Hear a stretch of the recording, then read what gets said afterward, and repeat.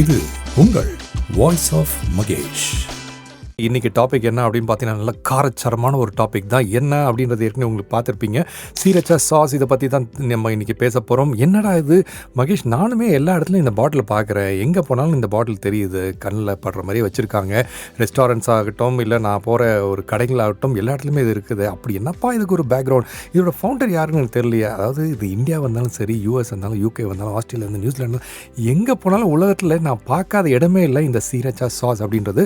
இதுக்கு பின்னாடி இருக்கக்கூடிய கதை என்ன, யார் இதை கண்டுபிடிச்சி இவ்வளோ பெருமையாக இதை வந்து இன்னி வரைக்கும் இதை விற்றுக்கிட்டு இருக்கிறது அப்படின்றது தான் இன்றைக்கி டாப்பிக்கில் நீங்கள் தெரிஞ்சுக்க போகிறீங்க.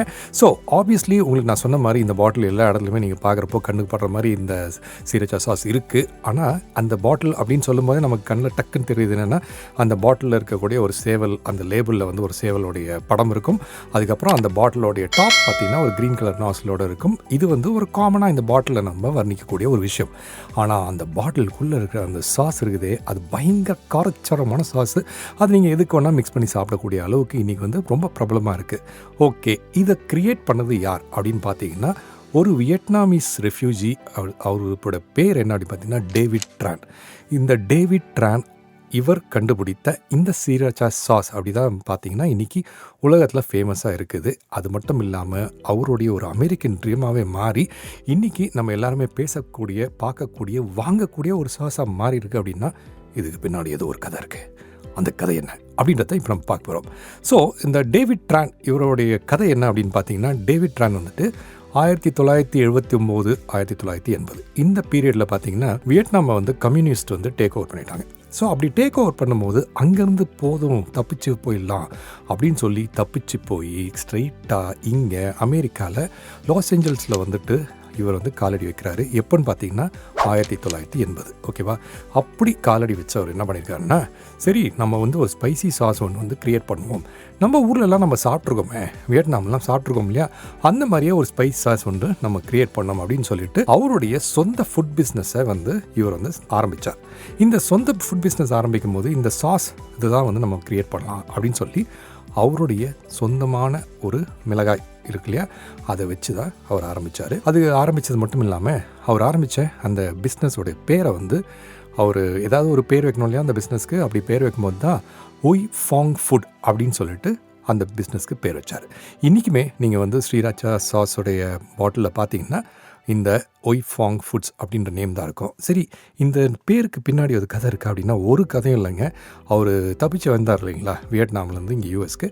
அந்த ஷிப் இருக்கு இல்லையா, அந்த ஷிப்போடைய பேர் தான் அவர் வந்ததுக்கான ஞாபகார்த்தமாக அந்த பிஸ்னஸை ஸ்டார்ட் பண்ணும்போது ஒய் ஃபாங் ஃபுட் அப்படின்ற ஒரு நேமில் ஆரம்பிச்சிருக்கார்.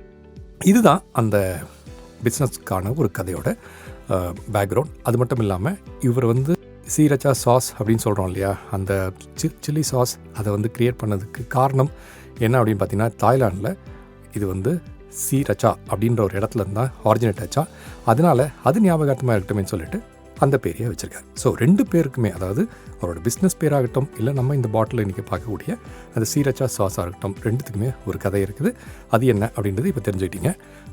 டேவிட் ட்ரான் அப்படின்னு சொன்னேன். இவருக்கு பார்த்தீங்கன்னா வந்து பிராண்டிங், அட்வர்டைஸிங் இதை பற்றிலாம் அவர் கவலையே படல. அவருடைய கவலை, அதாவது ஃபோக்கஸ் என்ன அப்படின்னு பார்த்தீங்கன்னா, நான் கொடுக்குற சாஸ் வந்து பெஸ்ட்டு சாஸாக இருக்கணும். அதாவது இருக்கிறதுலே ஸ்பைசி சாஸ் நான் க்ரியேட் பண்ணுறேன் அப்படின்னா அது பெஸ்ட்டாக இருக்கணும் அப்படின்னு சொல்லிட்டு இவர் ப்ரிப்பேர் பண்ணுற எல்லா சாஸுமே பார்த்தீங்கன்னா ஃப்ரெஷ் ஆலப்பினோஸ் யூஸ் பண்ணி தான் இவர் ப்ரிப்பேர் பண்ணுறாரு. இவர் வந்து ஜென்ரலாக வந்து ட்ரைட் ஆனியன்ஸ் யூஸ் பண்ணுவாங்களாம். ஆனால் அது வேண்டாம், நான் வந்து ஃப்ரெஷ் ஆலப்பினோஸ் போட்டு தான் யூஸ் பண்ணுன்னு சொல்லி அதை ஆரம்பித்து அதில் வந்துட்டு பார்த்திங்கன்னா கார்லிக்கை வந்து எக்ஸ்ட்ரா ஃப்ளேவருக்காக ஆட் பண்ணுறாரு. இவர் வந்து இன்க்ரீடியன்ஸ்லாம் ரொம்ப சிம்பிளாக தான் வச்சுருக்காரு. இதில் என்னென்னு பார்த்தீங்கன்னா, மிளகா, சில்லி இருக்கு இல்லையா அது, அப்புறம் சுகர், சால்ட், வினிகர், கார்லிக், இதை பேஸ் பண்ணி தான் இந்த சீரச்சா சாஸையை வந்து அவர் ப்ரிப்பேர் பண்ணதாக சொல்கிறாரு.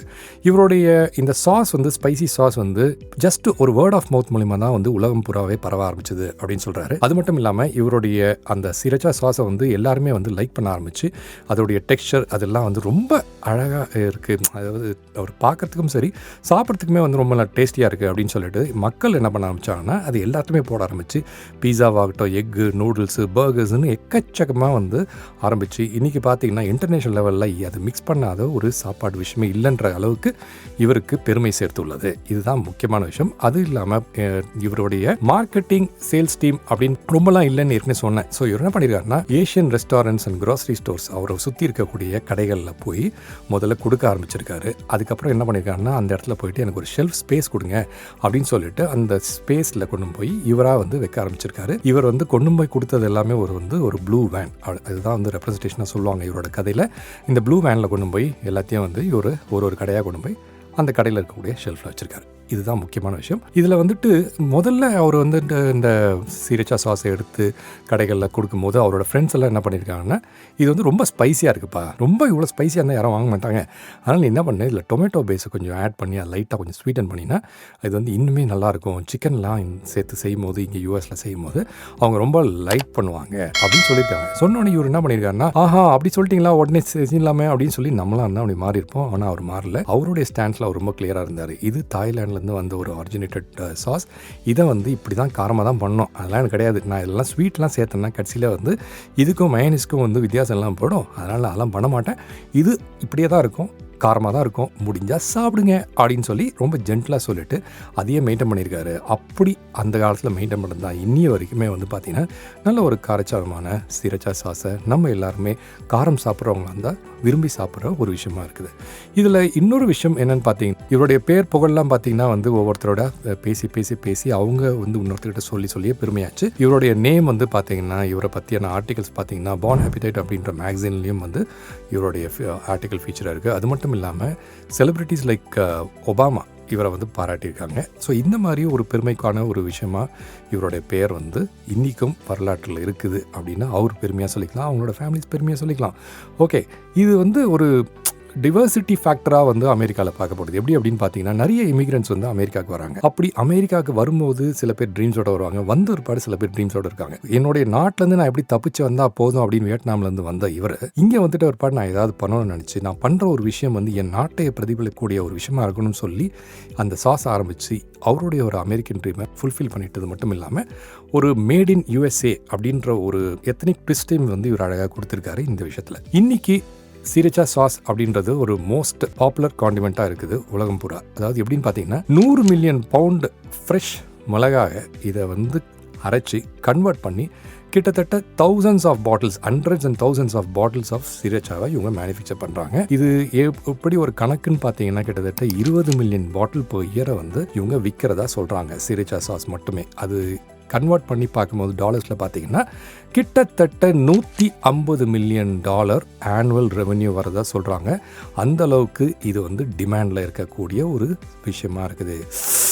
அப்படி இருக்க காரம், அதுதான் காரச்சாரமான விஷயம்னா அதுக்கு பின்னாடி பிஸ்னஸும் இருக்குது பாருங்கள்.